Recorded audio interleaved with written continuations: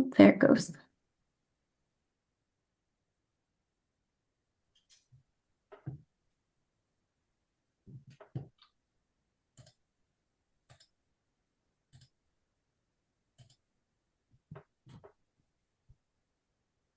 Okay, so I think we're good to start then. We'll keep an eye on attendees and see if Yolanda joins. I don't think that is the first thing in the agenda, so we're going to get started.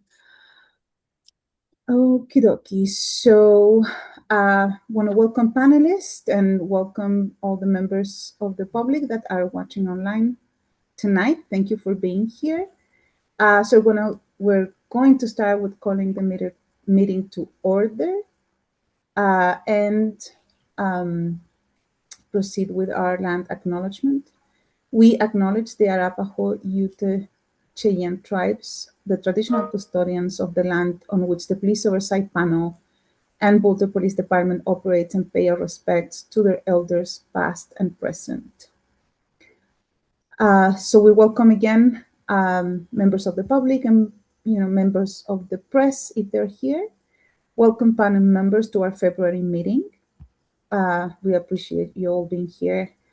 And just a gentle reminder of our community agreements and the expectations for panel members to be on camera, especially when voting, just for transparency and for us being seen. Then for members of the public, again, there is a Q&A option in the Zoom meeting.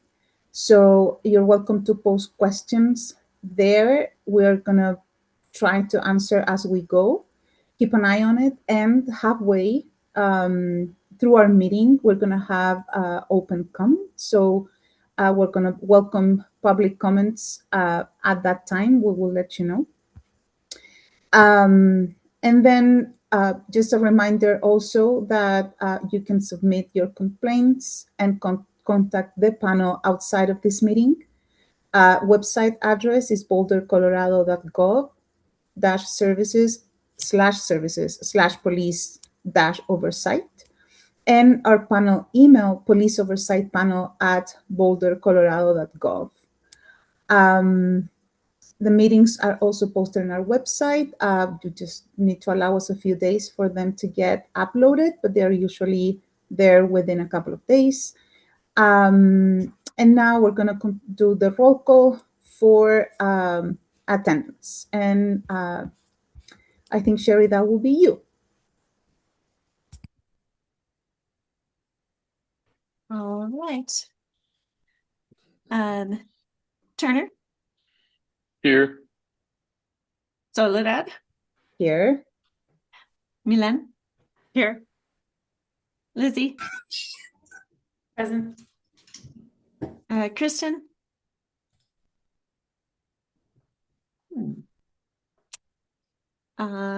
Jason just sent a message saying he doesn't believe he'll be able to make it. Curtis? Here. Chico? Yeah. Bill? Present. Alan? Here. And Abby? Here. Okay.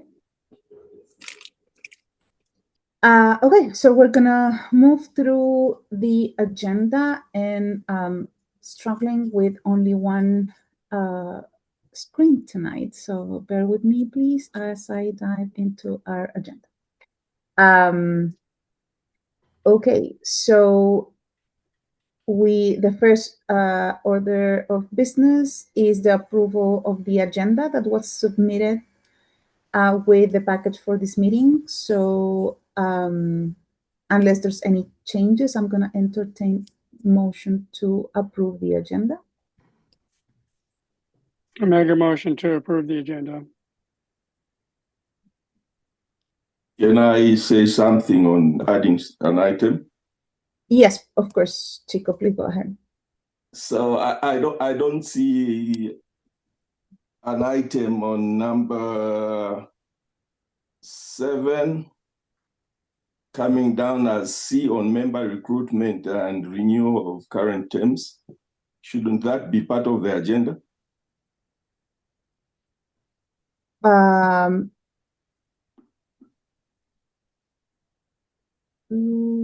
yeah, I mean, it's not in the agenda. We can add that. So, okay, let me make a note and we can add that to the agenda. Milan, I see your hand. Yeah, we reviewed, some of us reviewed a case today and learned that there is a new person doing training at BPD, like people who are doing training in the police department change on a regular basis. And now there's a new trainer for police officers, and I was wanting to entertain the idea of maybe having a meeting with them, and I would like to maybe discuss that for a few minutes. Also, I'm not sure if next month we are voting for co-chairs, or if we decided last time that we were going to wait until everybody was onboarded for that. But if we are voting for co-chairs, I would like to have a conversation maybe tonight on the process on how we select co-chairs. Mm-hmm. Okay, to that point, I'm pretty sure I didn't see it on the minutes, but if the panel can help me remind, I think we voted to postpone the selection of co-chairs until we had new panelists on board. Is that right? That's my recollection, yes. Yeah, In Okay. Seems which like it's case, sorry, in which case maybe we could put it on next month's agenda.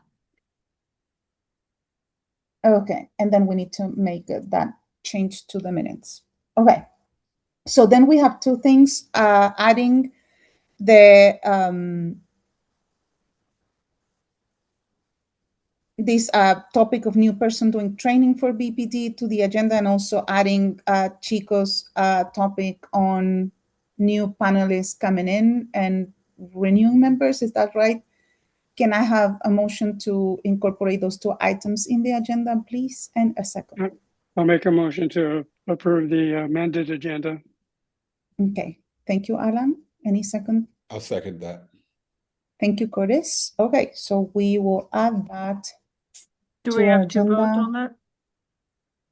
Of course, please vote. Everyone in favor? 1, 2. Okay, awesome. Me. Okay. So we have, I'm in favor. okay. I'm So just driving. Sorry about that, guys. Yeah, no worries. Okay, thank you for unmuting yourself and drive safe, please. Okay, so 2 items are added. Next thing in our agenda is the approval of the minutes. As we noted, I think that part of the election of the co-chairs was missing from the minutes. So I think the process will be that we hold off until they are completed to vote on them, right? Good evening, panel members. Yes, you could vote on approving last meeting's minutes at the next meeting if there are changes that need to be made, so we don't have to do it on the fly here tonight. Okay. Then we need a motion to hold on the approval of the meetings until next meeting, and then a second, and then we can vote on it, please. So moved.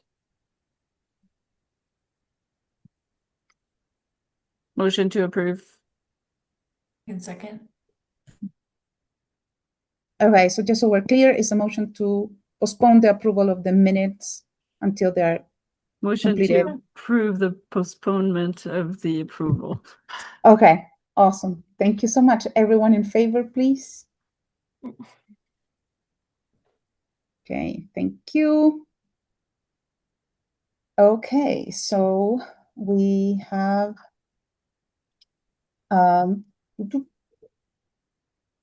sorry, an agenda, and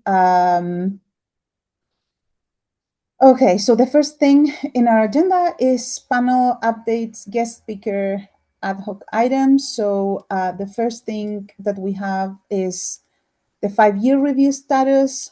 I know we have a lot of time for Yolanda, but I'm not sure. I want to give time. I don't know, Nuria, if you want to lead us in that, and then we hear from Yolanda, or Yep. how do you want to move with that?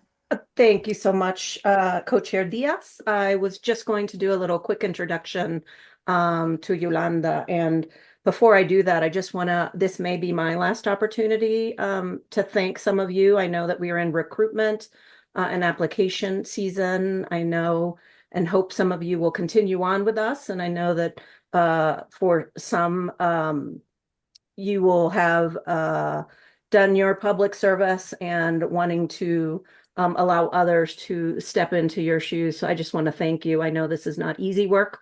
It is hard work to do what you do. It is dedicated work. And I just want to thank you for what you do for the city and in betterment of our community. So I just appreciate that and hope to see some continue as you move forward. And so we'll see what the recruitment process looks like. But today I just wanted to sort of kick off as we talk about the 5-year review process, and just want to thank you already for the conversations many of you have already had with our consultant, Yolanda Greer. Yolanda has done a lot of consulting over the years, and in particular, I'll highlight the work that she has done with BVSD. But when we thought about this review, and I know that I had mentioned this to you all, I want to say in September, sometime in the fall of last year, I had heard from many of you. I had heard from PD. I'd heard from council members, sort of different pieces of oversight that were causing concern at different points, not just last year, but over the years as you were doing your work.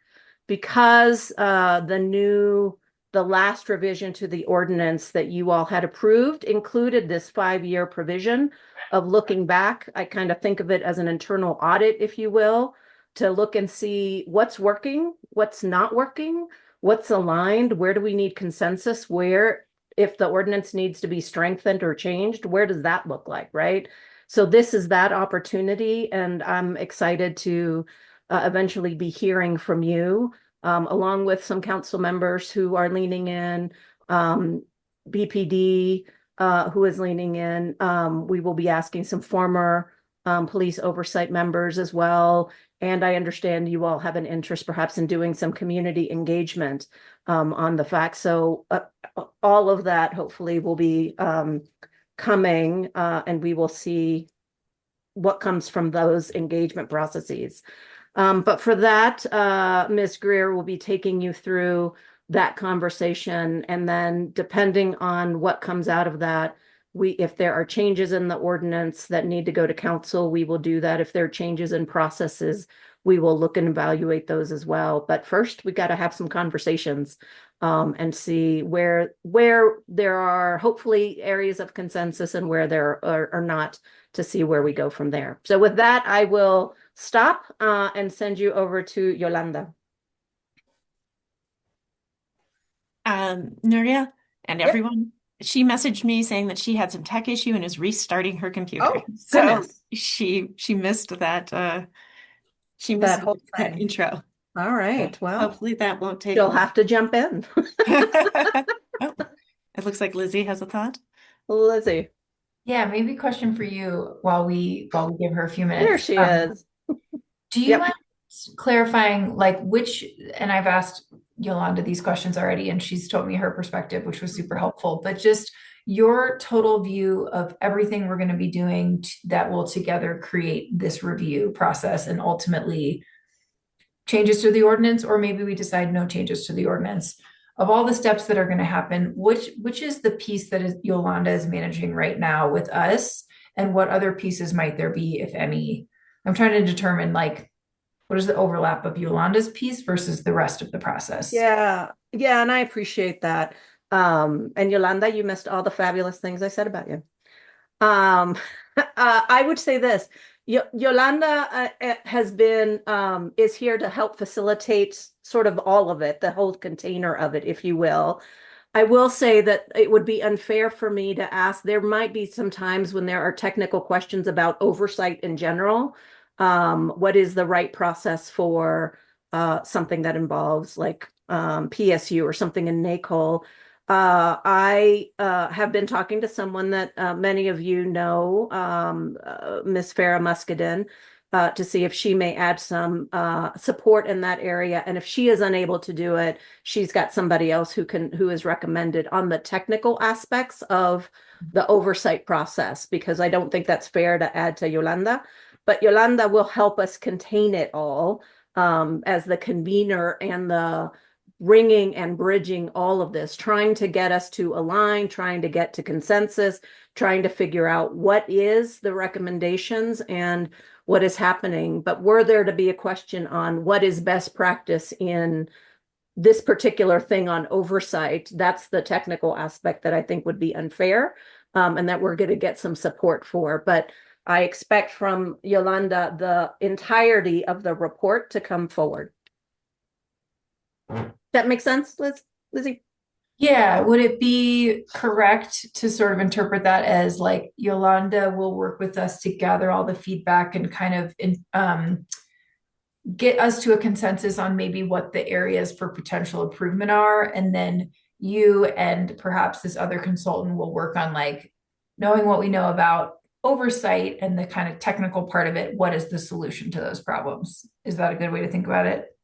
It is, although I don't want to preclude what you may come from your conversations. It could be that there's not just an identification of issues, but and because they're not just working with the panel, they're also working with BPD and there may be recommendations about a particular thing, and if that thing versus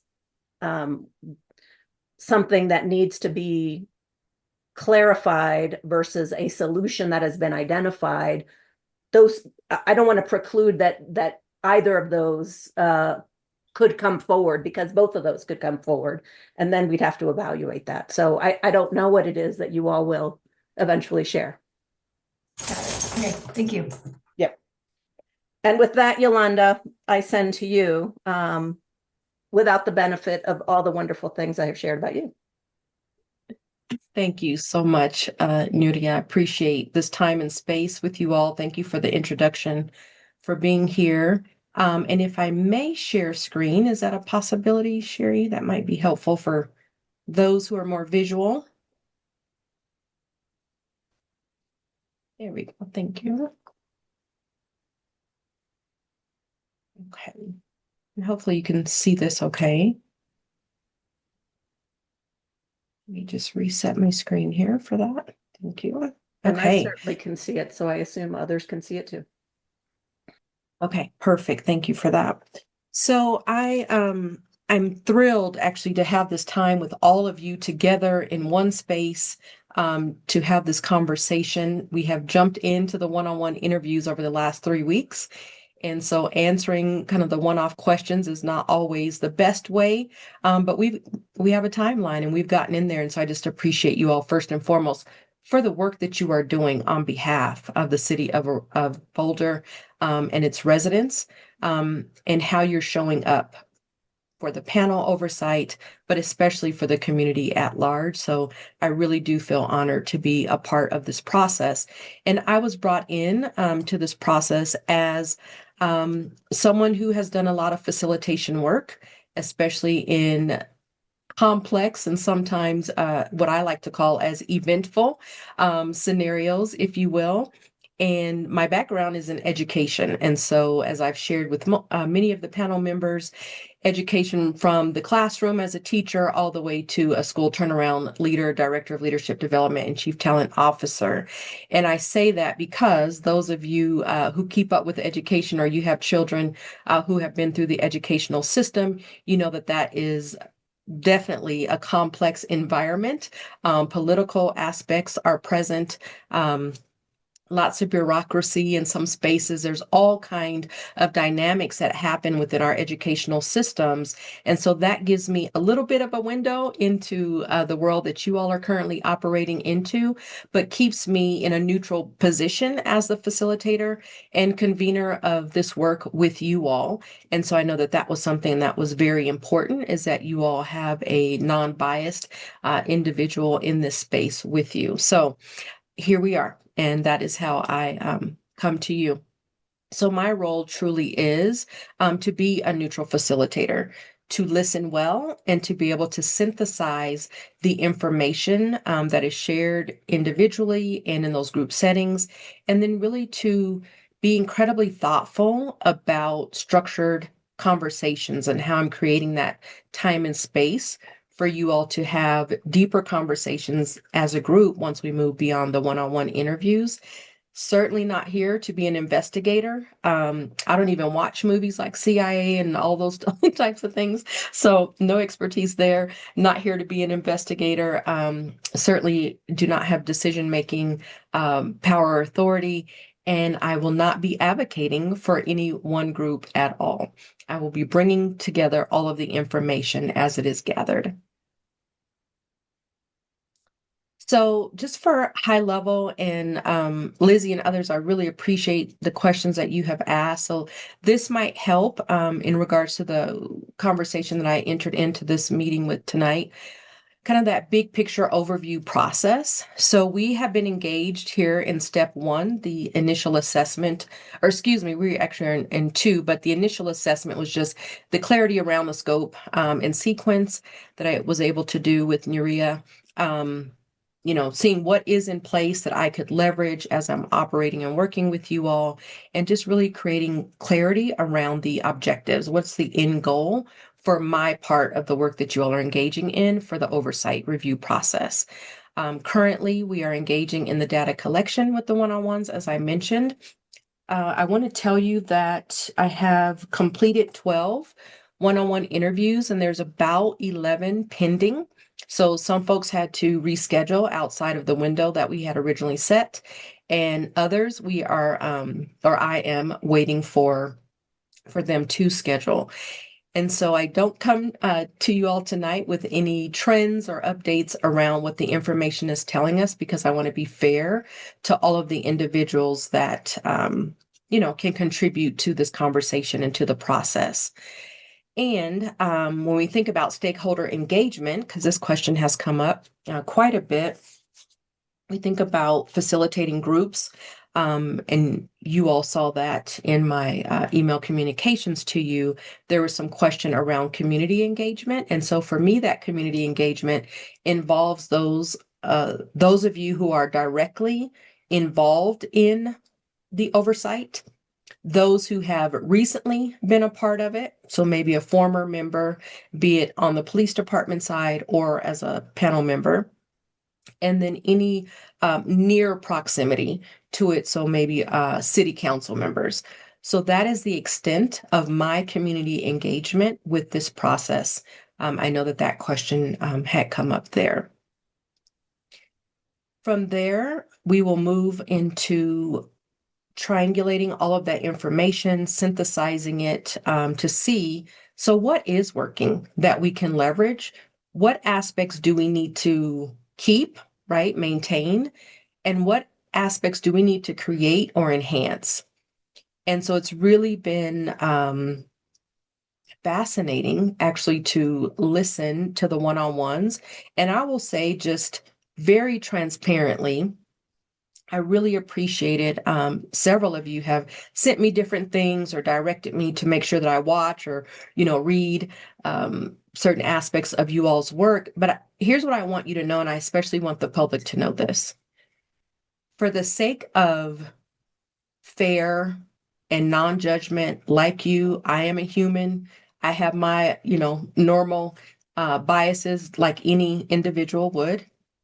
But I genuinely wanted to listen and hear from each one of you, those that I will be interviewing, before I fully delved into the ordinance, into the general order.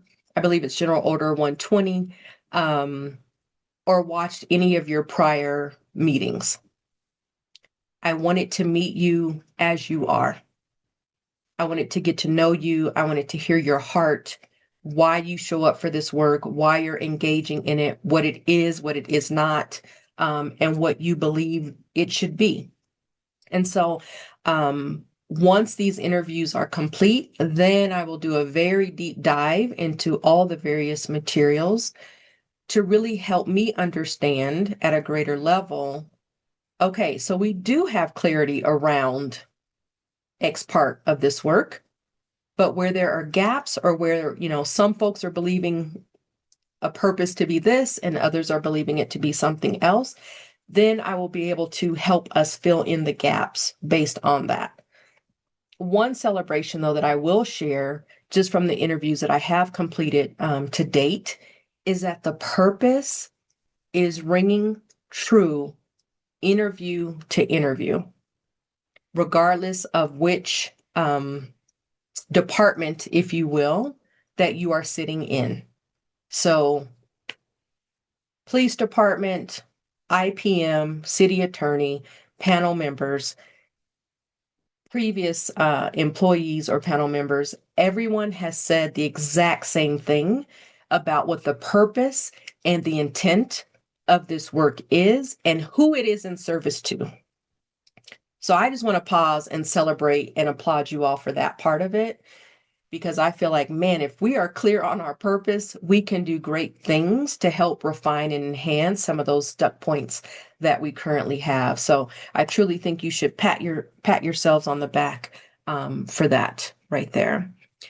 So when we move beyond that, I will then create reports that gives the trend data from the interview. So I will have checkpoints with Nuria along the way, but the ultimate outcome is then to have an executive level report for what is working, what isn't working, and the recommendations of where refinement can occur. And then I believe that's what I came into that was being described, what will happen next beyond that. So that's kind of my work. If along the way, if you've asked me questions at different parts of this interview process, I have not been as clear as maybe you would like, and certainly that I would like, trust and believe. I'm a clarity girl and a systems girl. So if you have felt like, man, does she even know what she's doing? A part of it is because we definitely want authenticity, right? So one of the things that I love about Elevate You, my company, is that there are certain things that I do, but every single package, if you will, is customized to the organization that I get to serve. I don't believe in one size fits all. As an educator, I say that with my whole heart. So it would not be fair for me to promise to Nuria that I can come in and, we're going to do step 1, 2, and 3, and you're going to get this magical thing at the end. If I don't customize that to what I am hearing in the day-to-day and when we get to our group sessions, then you're paying me for, I don't know what you'd be paying me for, and I certainly wouldn't feel good about it. So it has really been important to me that it is very authentic and genuine along the way. And I really appreciate that Nuria has allowed me to kind of check in when I did have a question, something came up, or even Sherry, I can, check in and say, hey, what does this mean? Or these acronyms, or, just the different things that there are checkpoints for that clarity. So again, I'm making sure that I'm making real-time shifts as it relates to your context, not a big broad context that, we could apply anywhere. So that has really been an instrumental part of this journey here. So that is where we are in terms of that. And so phase 2 really matters because, I'm looking at patterns, these trends, not personalities, not perceptions, not assumptions. Really, what is the trends that the data is telling me from the one-on-ones? And what I recognize is that the system just seems to be strained. It's not broken, it's strained, and there's some areas of clarity and enhancement, refinement that we can do, that will get you all to the place where I believe, and what I've heard from you, where you truly desire to be. So that friction, if you will, the current friction really seems to be stemming from where structure and relationships, where they interface, and how it is so important to balance both of those things very carefully and thoughtfully, because structure without trust can feel very controlling. And trust without structure creates instability. And so in this system, as I am learning it from you all, again, not from what I see in print, but for what I've been learning from you all, we really need both. And so how are we going to move together forward to create the conditions so that we have structure and trust working in tandem? So what you all can expect from me: clear facilitation and guardrails for how we will and will not engage, respect for lived experiences and the expertise, the brilliance, oh my gosh, the brilliance that I have experienced with each and every one of you. And again, just that passion that you all have has really just made my heart sing. And as well as, and I think really importantly, is anonymity and psychological safety in this process. As much of that I can create for and with you all is certainly a priority. And I don't want there to be surprises. So I know there was a few days there where you probably felt like you were just getting a ton of emails from me, but I want to be communicative with you. And if you're asking me questions through the question tracker that I provided to you all, I want to make sure I'm getting you an answer as quickly as possible, so that you're not wondering, you don't have to make stuff up. You are hearing directly from me what it is, or if I don't know, I'll let you know I don't know in that case. Okay, and what I'll ask from you all is genuinely to speak from experience and not from assumptions. So sometimes a few of you experience me saying, okay, well, what's the facts around what you're telling me right now?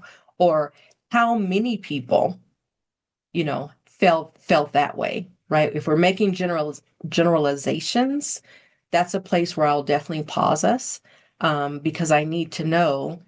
And remember, I go back to my principal days, right, where it felt like 5% of student behaviors, if they were, pretty extreme, it could feel like the whole school was on fire.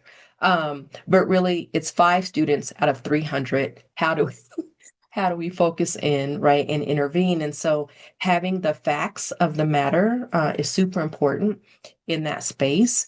I ask that we also stay curious. Being inquiry-based, to me, is one of the very best ways that we can engage and interact with each other professionally and respectfully. And separating intent from impact. As I mentioned earlier, the heart and your why, each of you that I have experienced thus far, how you are showing up and why you're showing up, is really, really evident.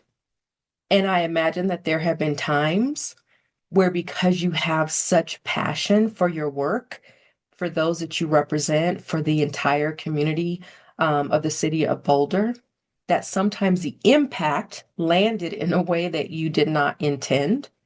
And so we want to be ever mindful of that dynamic.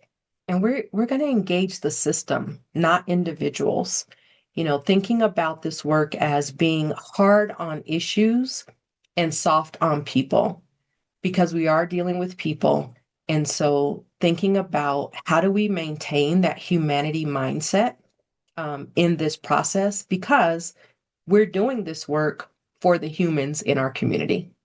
And so let us enter in and keep ourselves grounded with that humanity mindset. So what's ahead?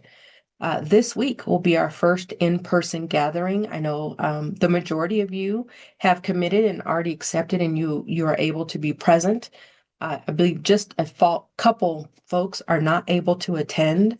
So I will find a way, I'll make a way for you to be brought into that work, and make sure that anything that happens, one, that you get your just debrief of the assessment that you all took, but also that you have a voice into any of the work that we do specific to this initial stage of the review. And the goal, part of that is to leave that session with some agreed upon norms and how we're going to communicate and disagree with each other, and just begin thinking about some of the structural clarity and system options that we might take based on the information that I have at that time. So hopefully all of the interviews will be complete by Thursday. So I do want to bring you the trend data on Friday in that space. So that is the goal. But like I said, I want to honor each person that's has requested or been recommended for the one-on-ones. Okay. So with that, what would be helpful to know beyond what has already been stated that I can answer for you about my role or our process?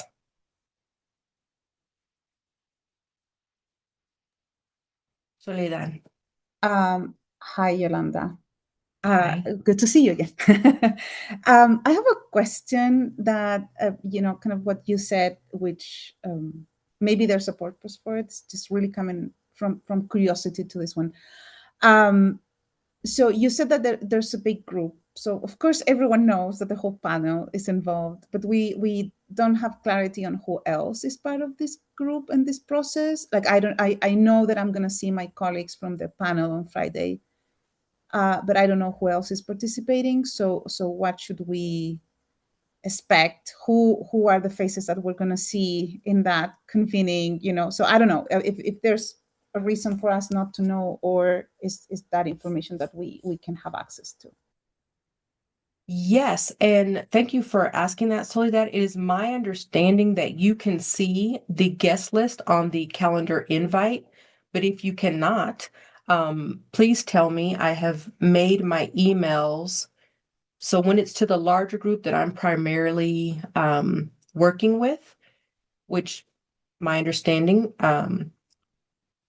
city attorney, PSU, IPM, and the current panel members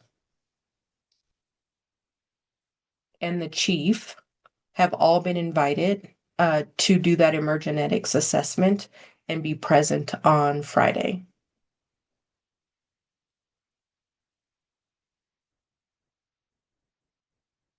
Those who sit a layer outside, if you will, of the process, that was a separate invitation because they were only being invited to the one-on-one interview process. And again, those individuals, I don't have all the names, but I can tell you I don't have it like right in front of me. But city council members, I believe the mayor, we had former Boulder PSU member. There are some other folks formerly on the police department that were directly a part of the panel or panel members. And I believe that's it. I should have had that pulled up for you. Apologies, but it has been either former or current. Thank Does you. that help? Okay. Yeah, thank I was you. just going to say to council members, we sent them an invite to participate in interviews if they so desired. There are, I believe, 3 folks who would do that, including former panel member Taisha Adams, and I think that's where you were going. And so I think that's what you were trying to find in your mind, if that helps. Thank you. Thank you. Lizzie. Yeah, thanks for being here today and providing all this. It's really helpful. Can you tell us a little bit more now that we're a little bit closer to Friday and some of the interviews are complete? I know you may not have final themes or trends identified, but could you tell us a little bit more about kind of the agenda or the structure of how Friday will go? Mm-hmm. So Friday, the preponderance of Friday is an overview of the emergenetics profile. And for our public attendees today, emergenetics is an assessment that looks at your thinking and behavior preferences. So I know a lot of people are familiar with like DISC, which is about your behavioral preferences, or the Strengths Finder from Gallup. So it's kind of a system like that. But this one is really looking at your preferences, your DNA, right? Connected to your lived experiences, which is one of the reasons why, has really drawn me to use that tool, because it takes into account lived experiences. And in our current context globally, I think that that is a really important aspect to look at. And so to me, it was very fitting to bring that into this work right here, but also to help level set us, to have that understanding not only about ourselves, but about one another, right? So everyone in the room, you're going to learn about those thinking and behavior preferences connected to your lived experiences in that moment, so that once we get past that overview and debrief of your profiles, now we have this understanding again about ourselves and others. We'll begin to create, as I mentioned a little bit ago, we'll create the norms for the group. One of the very first questions that I asked when I was being brought on is, does the group have working norms or rules of engagement? And what I found, or what we have, are the city, off of the website there, we have the cities, kind of the values, if you will, the mission and the vision and the values. But I thought it's really important that we create, using that as a springboard. We want to stay in alignment to the city because this work is for the city. But what are those rules of engagement for how we're going to work together? So we're going to create that with each other. And then I'm thinking about two other dynamics, Lizzie, but like I said, I want to get a little bit more feedback from these interviews that I still have pending this week, and that will frame the rest of the work. So for anyone who's not able to attend, what we walk out of from that meeting on Friday, I will then put it together. I'll share it back to the whole group, specifically to the individuals who weren't in attendance, so they can give voice and input around any adjustments, and certainly have some agreement there, because we want consensus on that, what we're going to use to move forward together. And I also want to share on Friday the trends that I have at that time. And like I said, as of now, everyone will have been interviewed by Thursday, pending any additional reschedules. But I think that we will have enough data at that time to share the trends of where we do have commonalities and where the opportunities for improvement are. Okay, and will we be like discussing and workshopping those trends, or is the majority of that session about the sort of reflection and group norms component? Mostly the reflection and group norms. And then when I show you the trends and where we have opportunity for refinement, then it's looking at, because it could just be, sometimes when you get into a group and you're actually having the conversation, it could be, now that we're having this conversation and we're all seeing it together, maybe there isn't a disagreement, and maybe we're closer on something than what came out to me in the interviews. So we might be able to say, you know what, that's actually not a priority, because we do have agreement, shared understanding around that topic. Where we really need to focus is this other thing that you mentioned, and here, because we're kind of separated on that. All right, thanks. Mhm.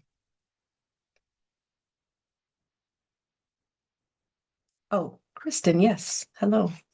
Hi, good to see you. Tunari, I have a question about you began, Nuria, by saying this would be the last time you'd see some panel members, and just wondering, with kind of new people being recruited right now, how that will impact this evaluation too. Like, what will be the role of new people? How will people who are ending their term of service, will they participate throughout the whole or will they be expected to participate throughout the whole evaluation period, or what's the thought on that, I guess?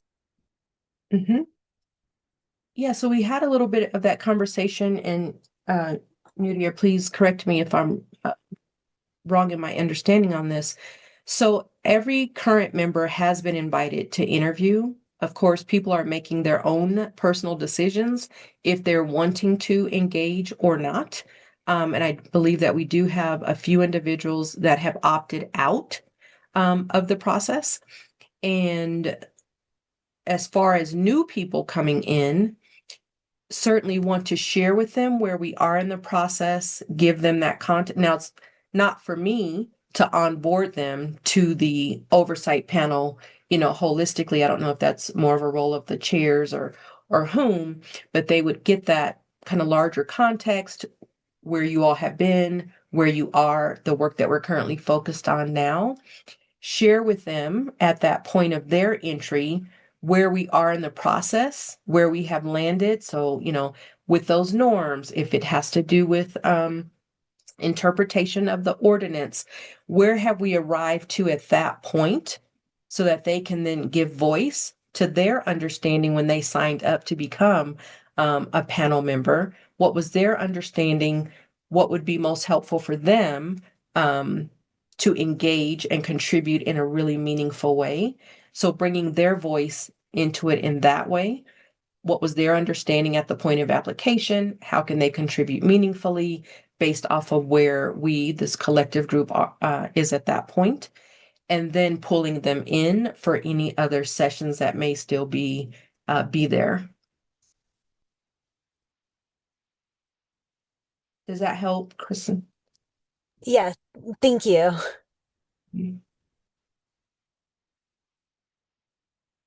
Milan? Yes, thank you. Yolanda, first, would you mind closing your presentation so that we can see everybody? Sorry. Thank you so much. Mm-hmm. I was thinking, like, I don't know if you're aware, but the panel does have community agreements for engagement. And so I think that would be very helpful. Like, we've worked hard on this, and I think it would be really useful for you to also take that into account. I greatly appreciate you sharing that with me. I did ask a few people, and they were not quite sure. Recall that there had been some work done at the retreat. I believe that you all had maybe in the summer or at some point. And so, yes, if you can share that with me, that would be wonderful. And then we will refine the next steps accordingly. But you're bringing that up. And right, so that's interesting. It's a great place to revisit, so that we all have that same understanding. Yes, we do have norms already. For those who didn't know or maybe forgot, right? We want to make sure that we are all starting on the same playing field. Well, I think the reason why some might not know that we worked on them is probably because they're fairly new members, and then but we usually we usually have those. Maybe I can ask Soledad or Lizzie to send that to you, because they have direct, you know exactly where it is. Thank you. Thank you so much for calling attention to that. Okay, thank you, everyone. I'm just going to check if there's any other questions. If there's not, we can keep moving through our agenda. We have a pretty packed agenda ahead of us. So any other questions for Yolanda or Nuria? No, she's here. Nope. Okay. Well, thank you, everyone. Thank you, Nuria. Thank you, so Yolanda, much. for coming. Thank And you. we'll see you Friday.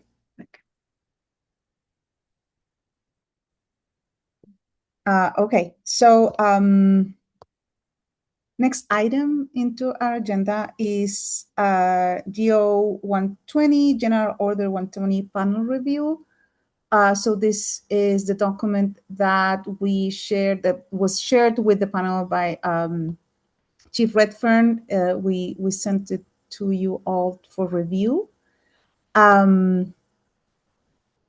So want to open the conversation, but first kind of acknowledge that there was a request from one panel member to get some additional time to be able to review. It was quite a big document. So want to check the temperature if we want to have a conversation now, knowing that we might keep talking about it next time, or if we want to keep, wait for everyone to be able to review thoroughly that document. Lizzie, and then Chico, sorry. Lizzie, Chico, I saw you both at the same time, sorry. Chico, please. I was going to say that I think I shared with the co-chairs. I found it difficult to follow the document. And I would have expected a red-lined document of what's changing and what's remaining the same. So I would expect that, or it's my hope that we shelve the discussion until we get a red line document, which is easier to follow.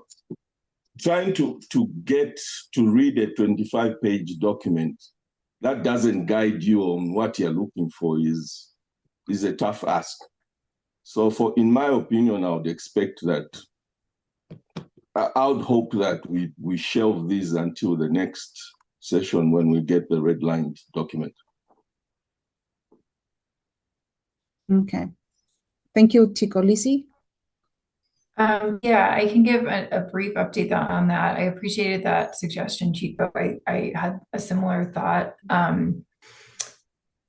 Chief Redfern did get back to us today and said he like apologized for a slow response. He'd been traveling and said he would work on getting us the previous version, so at least we can compare. But I do agree, like some sort of documentation of the changes or a side by side, something to help this process would be incredibly helpful. Sherry, I don't know if you have access to anything like that or have ideas for how something like that could be created. It does feel a little tough to sort of forensically analyze this, each of us individually, to try to see what's different and what's, so that could be helpful. I was going to suggest for today, I certainly need more time. I did not get close to finishing my review. But I know that Curtis put a lot of time into creating this document. So maybe I'll leave it up to Curtis, but we could have him kind of go through an overview of his feedback, and then continue maybe next month, sorry, with the discussion. Mm-hmm. Okay. Sherry? Yeah, the one thing that for people who've been toggling back and forth between the current General Order 120 and this changes, this is sort of reminiscent of the change to the ordinance, where the format has changed so much that a redline version is really challenging. So I think the idea of some sort of document that identifies where the significant changes are, I think that's probably more likely, because if you get a red line document, it's just going to entirely be red, basically, from my understanding of it. And one thing that I have, anticipating some of these challenges, and I know that the panel, or I expect that the panel would be very interested in this, is talking with BPD about possibly having some sort of like a training opportunity for them to be able to speak with the panel about some of these changes.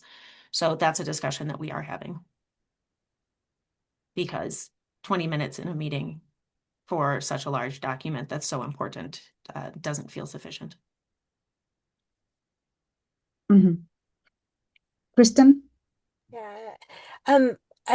I think I would agree definitely with Lizzie and Chico to postpone the discussion of it until next time. It's quite big. And I just wanted, since there was mention that we were going to turn the floor over to Curtis, to say, Curtis, I really appreciate what you did.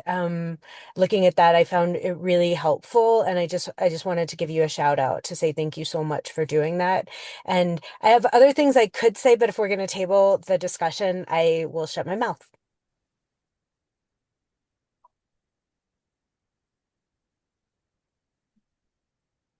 Thank you, Kirsten.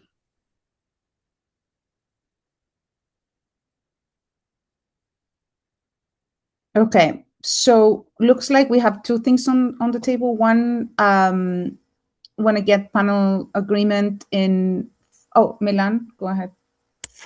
No, it's just wondering if Curtis wanted to say something. He started speaking, so just want to. Yeah, I was just saying thank you to Kirsten. I don't know if we're going to continue on talking about it or waiting until everyone has some feedback and has had time to review it. Either way, I'm fine with either one of those. It'll give me more time to review more pages.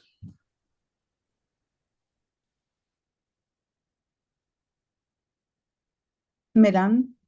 I guess I'll say something. I think it's I'm a little frustrated by the way this has been handled, where it's so complicated for us to find the places that have been changed and not changed, and it takes so long, considering that we're volunteer, and when the corrections could have been just like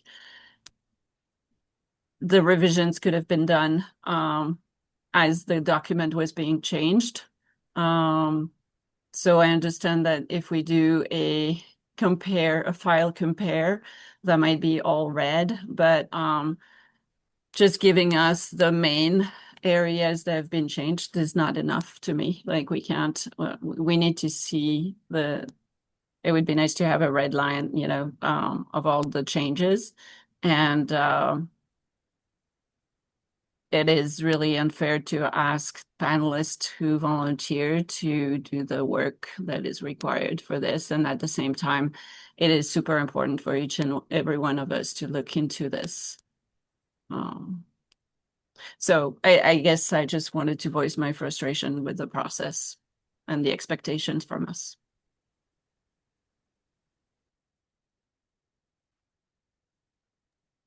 Thank you, Milan. Yeah, I'd just like to second that.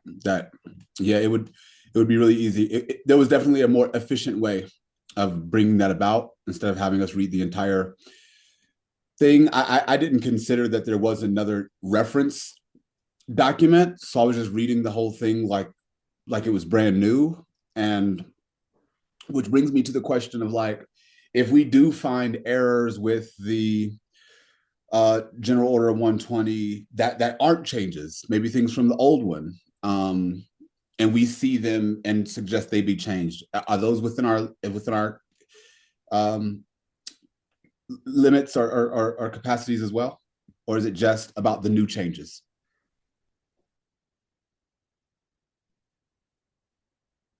To be completely honest, Curtis, I don't even know. We knew that there was a revision happening. We requested months ago to be part of that revision process. We were not made part of that revision process, and then we received this final document. To be kind of second what Milan's frustration, I don't even know. Like, if it's they're looking for feedback, but I cannot tell you, yes, they're going to consider our feedback. So it's a tough one, I think. I'm not sure if changes are going to be made based on our feedback. I mean, we don't have that commitment or that even offer, so I honestly don't know. Curtis. Thank you. And in that case, if it's possible to get feedback back to Redfern in the future, I think it would be meaningful to ask, like, when asking for our feedback or for our review on something, collaborating with us on how to do that, I think would be a good step moving forward. Mm-hmm. Thank you. And noted, Curtis. Okay, so panel members, are we? Kirsten, go ahead. Sorry, I just wanted to know when the prior order was written, like how long ago, when was the last general time the general order was revisited? It says October of 2024, but was it truly revised then, or was that just a small update? Does anyone know? If I remember, I think actually maybe I shouldn't speak because now I don't know that I can trust my memory. But we can certainly, I mean, if you're interested, I can ask for the former version. Yeah, or at least to know, because it says it replaces the one of 2024, but that it seems like my understanding is it's a substantial rewrite. So when was this version, um, was in October 2024, it just a few minor revisions, like a few typos and maybe one line changing, or was that a major revision as well? Is this the first time there's been a major revision in several years? I mean, I can say that I know that in it was either June or July of 2023, it had some serious changes to it. Okay. And then when they were going through CALIA accreditation, a lot of general orders got tweaked, and that would have been around that time in late 2024. But I can certainly ask for some of the historical general orders for 120. Yeah, because part of my question has to do with the fact that like the panel is mentioned, but just mentioned, like there's no um real role, kind of, it's a maybe in here, if that makes sense. Like, and so I was just wondering if that might be something to consider as well, because the panel really it's it's mentioned 9 times in my document, but that's because I have notes, and I think so half those mentions are my own notes. And so I am just wondering about that, if maybe as a group we can talk about that, or even if that's something worth talking about. Bill? Yeah, so I appreciate everyone's comments. And as most of you know, I'm about the process. And I'm just going to say from a process point, this feels kind of like the way the ordinance was changed in the way we look at cases, in that it almost feels like, and I don't know if this is true, this is just my perception, it feels like we were an afterthought that said, we've started this process, and I don't know how many months ago the chief and his team started this process. And then when it's almost complete, then we get it without enough direction to know what we're actually looking at, to know where they really want feedback in terms of changes and what our role is. And so it almost feels performative. And one of my hopes through this 5-year process is we create some structure around these processes so that we're not brought in at the end if it's something that they truly want feedback for, and that we're brought in at the beginning to say, here's the problem that we are looking to solve with this rewrite. Because without that, we don't really know what we're looking at or how to give feedback, because we don't know what problem that the department is trying to solve for with rewriting this document. And that's really important. And just to get an email doesn't really help us to say, go through this and give us your feedback. It's like, great, we could spend hours and hours and days and not be able to really understand what we're giving feedback on. So I want to say that, because as an overarching piece of our 5-year review, I think we've got to talk about how we structure these processes. So there's a step-by-step approach to whether there's a change in the ordinance, to whether it's a document like this that the department's looking at feedback for. And if it's truly input for change, then we have to be brought in at the beginning and not what feels like the end. So I just want to put that out there. And I know our Yolanda's here, and some of that may be conversations that can be built into this 5-year process. And if not through her work, then through the other consultants' work. Mhm. I'm done. Thank you, Bill. Okay, so let's table this for table. For next meeting, we will give it a bigger chunk of time in the agenda, but let's pay it. I mean, I'm hoping we can receive some information from the chief in the next few days, but also there's going to be opportunity for talking about this, I guess, when we get together. So, okay. Next in our agenda, we have community outreach and engagement report. Bill? Okay.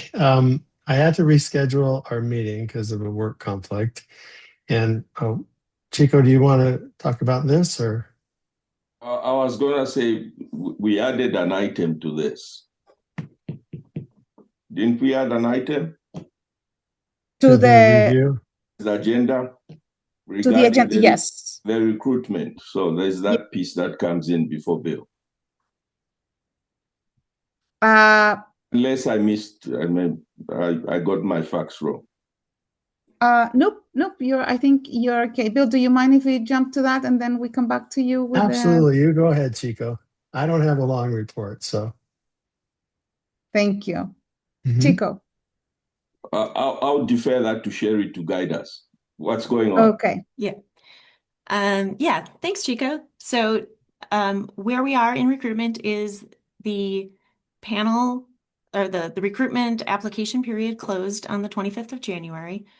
So I still have to compile some of them, but the advisory committee has, they received the panel applications and are sending me their completed metrics on them. For some of you who've gone through that process before. And we are meeting tomorrow night to select the candidates who we are going to interview. Interviews are going to be scheduled for February 21st. And the expectation is by the next panel meeting, we will have new panel members to appoint, which maybe was getting the cart before the horse, which is today is a really important meeting because it is I got clarity. Several of you were asking about it, so I got clarity today. So today is the last day of most of your first terms, and probably most important, the second term for Chico. So it is the last day of first terms for everyone besides Bill and Alan and Kristen, and I know most of the faces that I'm seeing have reapplied.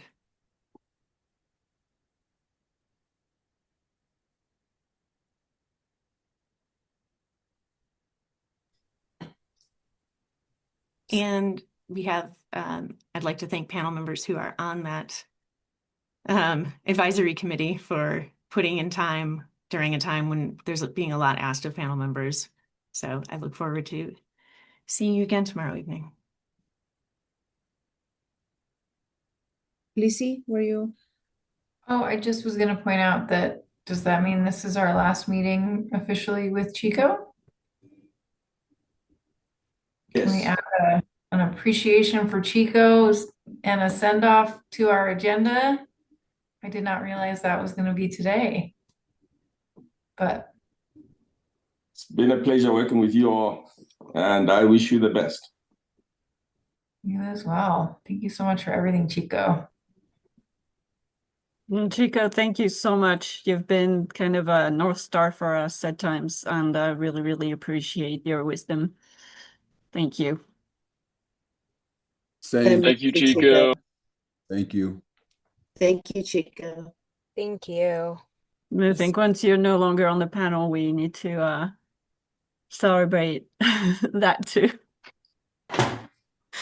I think Chico did a fantastic job this year stepping into like the elder statesman role by providing so much historical knowledge that we're losing now. We're losing some of those, first months and years. You will be very missed, Chico. Thank you for everything. And I hope you come back and join our meetings as a panel member. Keep giving us your opinion and your thoughts and guidance. We would appreciate it. We might even give you more than 2 minutes. There you go. Yeah, well, I'm just join everyone's thought. Chico, so happy for you to be retiring from this group. Take a break. Get your Monday evening back. I wish we would have known before and we could have not been surprised by the fact that this was your last meeting. And anyway, and some of us that are also some are reapplying. I don't know who it's from the group. Anyway.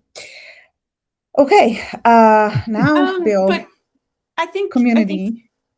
Can I just say something, Soledad? Yes. I mean, so many of you, whether you're reapplying or not, you filled out your terms. It's a long time. I mean, and there were some really tense times, and we're still in tense times. But like that's really admirable for how much time you've given, whether it's a one year term as a student or a 3-year term as a panel member. It was a big commitment that you all made in service to your community. So it's not just Chico who deserves accolades and applause. It's almost everyone on this screen of wonderful people. Curtis?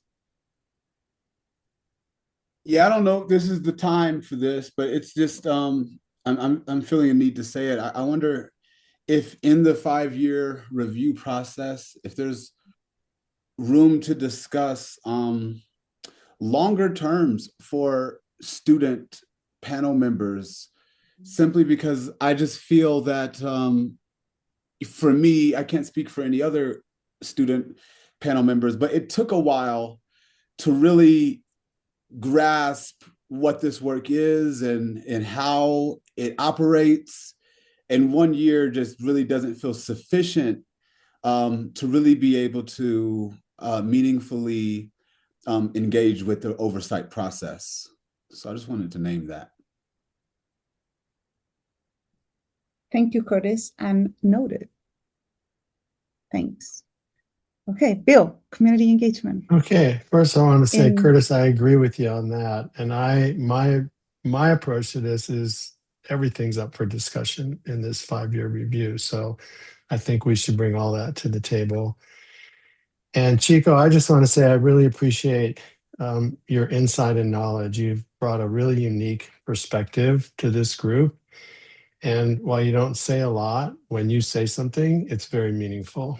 And I've always appreciated that about you, even though I've never had a chance to share that with you. So, and you're never really going to be gone from the panel because we know how to find you. So, yep. Appreciate you. Lizzie, do you want to say something before I go? Yeah, sorry, Okay. I want to make sure we're all clear. So Sherry, you mentioned many folks have reapplied. We will know if those folks are returning next month. Are there any other panel members, though, that are officially done this month that we need to be recognizing and not acknowledging? I think Jason is done this month. Yeah, Jason did not reapply, and neither did AB. I've been like off the radar buying and selling a house, so it's been crazy. I've been looking through the email right now to find that so that I can reapply. And I sent a message to Yolanda because I think I got something from her, but let me know. Okay, let's talk offline then. Okay, great. Okay. Okay, so for Jason, though, can we just briefly say this is the end of his term. Unfortunately, he can't be here with us today because he's traveling, but thank you also to Jason for the time and insight, and we appreciated having him on the panel. Wish him well. Thank you, Lizzie. There were definitely some case reviews where his knowledge of criminal courts and detailed criminal law from his perspective as a defense attorney was very helpful. Yeah. Definitely. Yeah. Okay, la tercera es la vencida. Bill. Okay. So Milana and I have been talking because we've been mostly at community engagement meetings about doing a community engagement process sometime in April. I forget it's around the 20th that we were talking about. We've threw some dates out and truly only 2 people responded to the poll that we sent out. And so do you remember the dates we were I thought talking it was about, Milan? March. I think it was end of March, Okay, 23rd or something. let's see.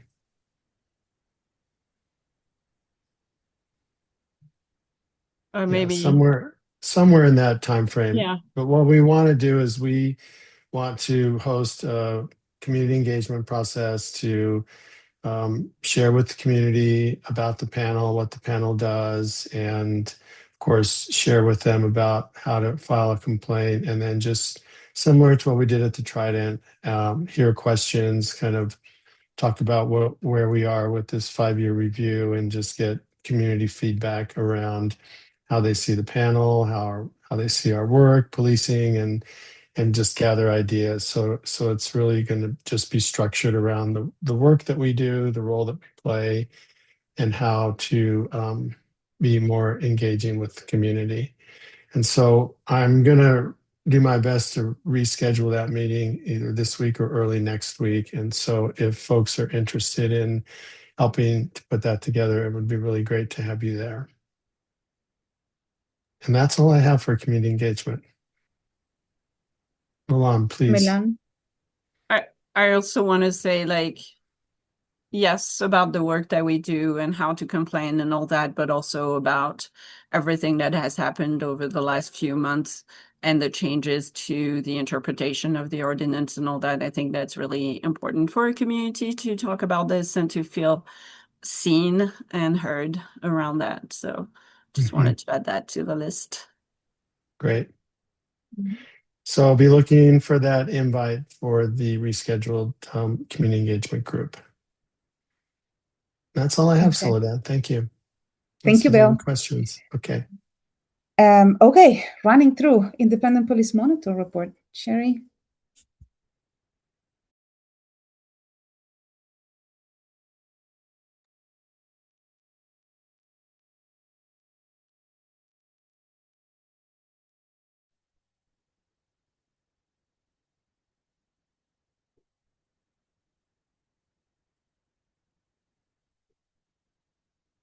Can everyone see this okay? All right. Yep. Let's do. Okay, the February 2026 Independent Police Monitor Report. Looking at the case file review information for January of 2026, the panel completed 4 case reviews. None of those cases are currently waiting disposition from BPD, so they're all completed.